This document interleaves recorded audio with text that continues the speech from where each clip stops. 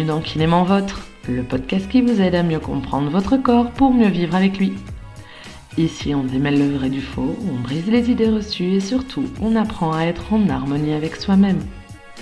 Je m'appelle Aurore, je suis kiné indépendante en Belgique depuis 2015 et chaque mois, je vous propose d'échanger sur diverses pathologies, de vous donner des conseils pratiques et des clés de prévention pour prendre soin de vous. Que vous soyez en voiture, dans votre canapé ou en pleine séance de sport, prenez donc quelques minutes pour découvrir comment votre corps fonctionne, ce qui peut le perturber et comment le garder au top de sa forme. Alors préparez-vous, ici on parle santé, on parle bien-être, mais surtout on parle de vous.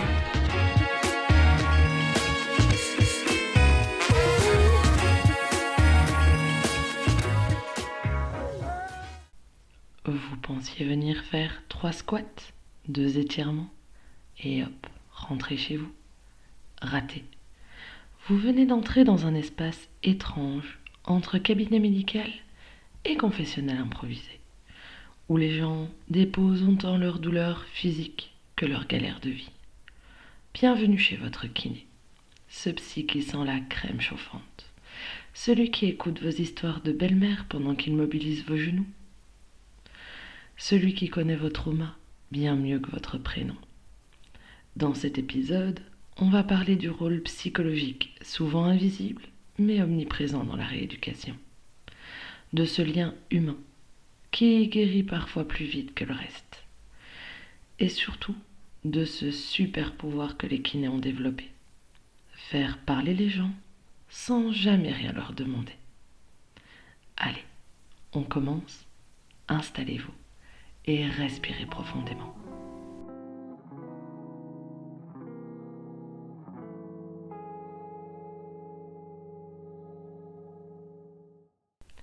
Il y a des lieux qui appellent à la confidence, les bistrots, les taxis, les divans du psy et les tables de kiné.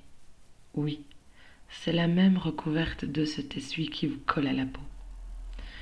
Et de cette pièce qui sent souvent la crème à l'arnica.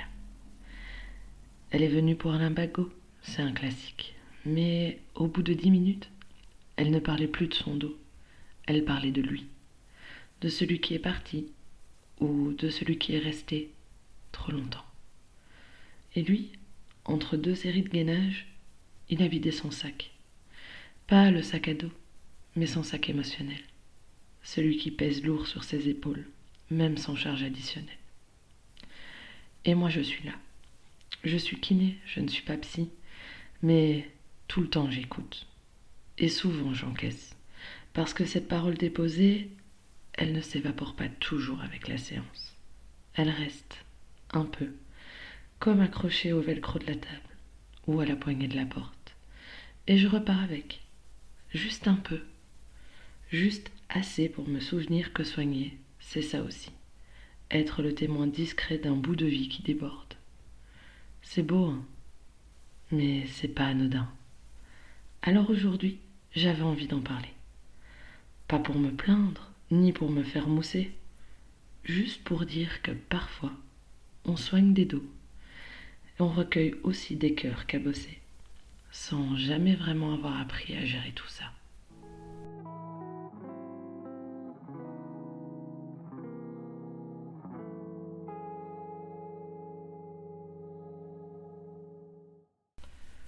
Parfois, un patient arrive avec un diagnostic clair.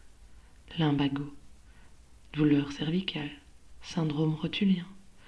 On voit la lésion. On connaît le protocole. Facile, non?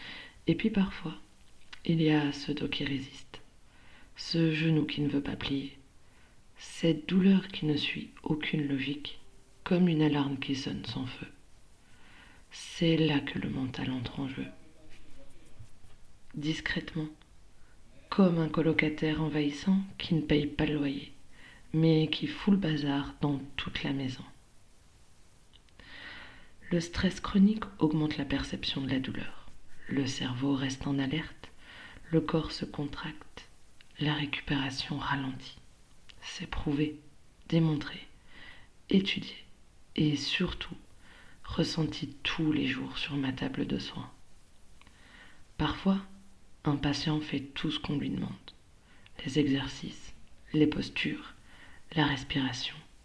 Et pourtant, rien ne change, ou si peu, parce qu'il manque d'un ingrédient invisible mais tellement important, la paix intérieure, ou au moins un peu de place mentale pour guérir.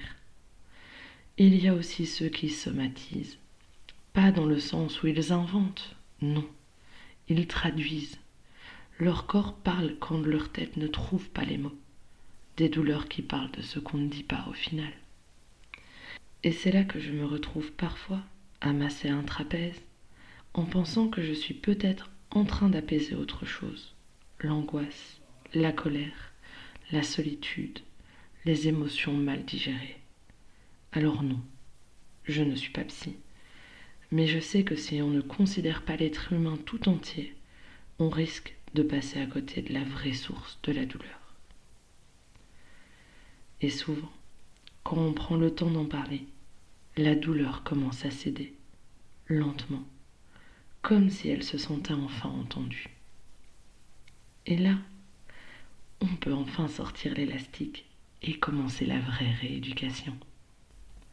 Il y a des machines formidables, des électrodes qui vibrent, des ondes qui réparent, des bandes élastiques qui nous promettent monts et squats.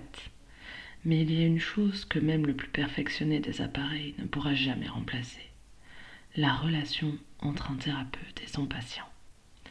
On appelle ça l'alliance thérapeutique. 3 mots qui sonnent comme une théorie de bouquin, mais qui en vrai sont souvent le vrai début de la guérison. C'est cette confiance qui s'installe quand quelqu'un se sent écouté, vraiment écouté. Pas pendant 1 minute ou entre 2 bilans, mais à travers les silences, les regards, les gestes mesurés. C'est ce moment où la personne sent qu'elle n'est pas qu'un symptôme, mais un être entier, accueilli dans ce qu'il vit. Souvent vous me demanderez si vous allez vous en sortir, et c'est à ce moment-là que je pense que tout commence. Quand un patient se sent compris, il se mobilise. Pas juste son épaule, mais lui tout entier. Il s'engage. Il croit enfin au processus, et il se fait confiance. Il nous fait confiance. Et ça change tout. Les études le confirment. Une bonne alliance thérapeutique augmente l'adhésion au traitement, diminue la perception de la douleur et améliore les résultats. Mais au fond, on n'a pas vraiment besoin d'études. On le voit, on le sent, c'est presque palpable, comme un relâchement musculaire au bon moment. Et pour moi, c'est souvent ce lien-là qui me rappelle pourquoi je fais ce métier. Ce petit moment suspendu entre 2 exercices, où je sens que je n'ai pas juste aidé à étirer un muscle, mais que j'ai vraiment été là pour l'autre. Et ça, même le TENS ne saurait jamais le faire.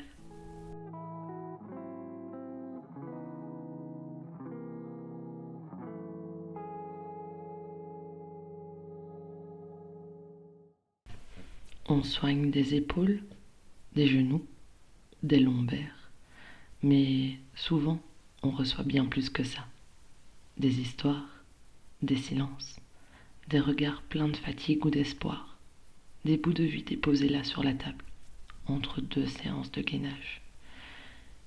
Et nous, on est là, présents, disponibles, à l'écoute, mais sans toujours savoir quoi faire de tout ça, une fois la séance terminée, et même pendant la séance. Parce que oui, je suis kiné, mais je ne suis pas psy, pas coach de vie, pas gourou de la guérison holistique non plus. Et pourtant, chaque jour, vous me faites confiance. Vous me confiez des choses importantes, intimes et parfois lourdes. Alors, je fais ce que je peux. Je respire, j'écoute, je dis parfois les bons mots.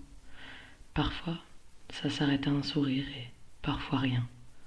Et c'est déjà beaucoup, vous savez. Mais faut pas croire. Être cette présence, ça laisse des traces. C'est pas une charge lourde à porter tous les jours, mais c'est une empreinte invisible, un petit frottement émotionnel, léger, Répétez. Alors oui, on s'occupe de vos tensions musculaires, mais quand je rentre chez moi, j'ai aussi les miennes. Et pas toujours dans le trapèze, parfois dans le cœur. Mais c'est ça qui rend ce métier si beau. C'est cette relation de soins et d'écoute qui s'entremêle. C'est si humain, si vivant. Ce ne sont pas que des soins, c'est du lien, de la présence, de l'attention. Et c'est pour ça que je tiens. Bon, ça et mes fameuses pauses café aussi. Il y a ces phrases que j'entends tous les jours. Des phrases glissées entre deux exercices ou entre deux silences. Des phrases qui disent beaucoup, sans forcément en avoir l'air. Je vous dis ça, mais bon, c'est pas votre rôle d'écouter mes problèmes. Peut-être, mais parfois, les problèmes s'invitent quand même. Et je les accueille comme je peux, avec respect et sans jugement. Parce que je soigne un humain, pas juste un tendon. C'est dans ma tête et vous allez penser que j'exagère. Non, ce que vous ressentez est réel. Même si la douleur ne se voit pas sur une IRM, la tête, le corps, tout est lié. Et non, vous n'exagérez pas. Vous exprimez ce que votre corps ne sait pas dire autrement. Je vous raconte ma vie là, mais au final, c'est pas le bon endroit. Peut-être pas, mais parfois, c'est le seul endroit où vous vous sentez entendu. Et ça compte. Je suis désolée de vous embêter avec tout ça. Alors non, vous ne m'embêtez pas. Vous existez. Et si vous vous sentez un peu plus léger en sortant de la séance, alors on a peut-être déjà commencé à soigner quelque chose. Et la dernière, je ne sais pas pourquoi je vous dis tout ça. Moi non plus. Mais votre corps, lui, il le sait. Il a besoin que ça sorte. Et moi, je suis là. Pas pour analyser, juste pour recevoir ce qu'il a envie de dire. Et à chaque fois, je me dis que c'est précieux. Même si c'est fragile, ça fait partie du soin. Même si personne ne l'a écrit dans un plan de traitement. Mais c'est ces confidences, ces émotions, qui parfois restent parce que ça ne glisse pas toujours sur moi comme de l'huile de massage. Mais je continue, je souris, je vous écoute, je vous répare et je fais de mon mieux. Alors je sais que souvent vous allez me dire, mais toi, qui prend soin de toi? Mais ne vous en faites pas pour ça. Vous prenez soin de moi. Alors aujourd'hui, j'avais envie d'en parler. Pas du tout pour me plaindre, bien au contraire, mais pour que vous compreniez. Pour que vous sachiez que ce métier, c'est du soin, c'est du contact, mais c'est surtout du cœur.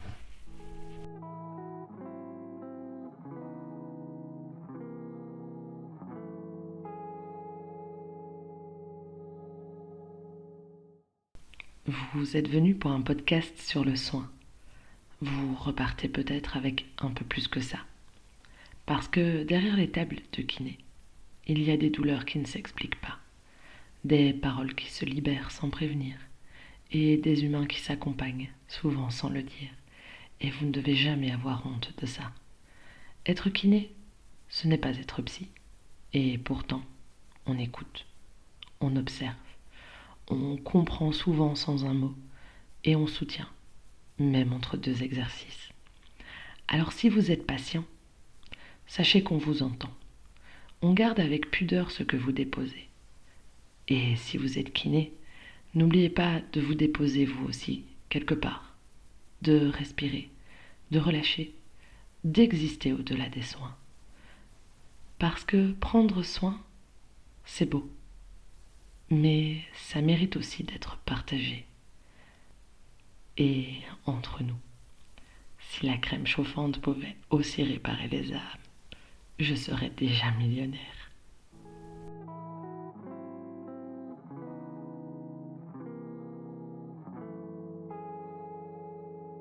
Ça y est, maintenant on en sait un peu plus sur notre santé.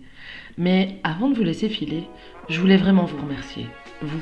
Oui, vous, de l'autre côté. Si vous êtes encore là, c'est que cet épisode vous a parlé. Qu'il vous a peut-être donné des pistes pour mieux comprendre votre corps ou pour prendre soin de vous autrement. Alors si vous voulez soutenir cette aventure, rien de plus simple.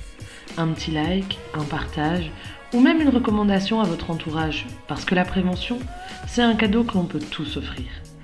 On se retrouve prochainement pour un nouvel épisode. Et d'ici là, bougez, respirez et surtout, prenez soin de vous. Mais genre, vraiment soin de vous.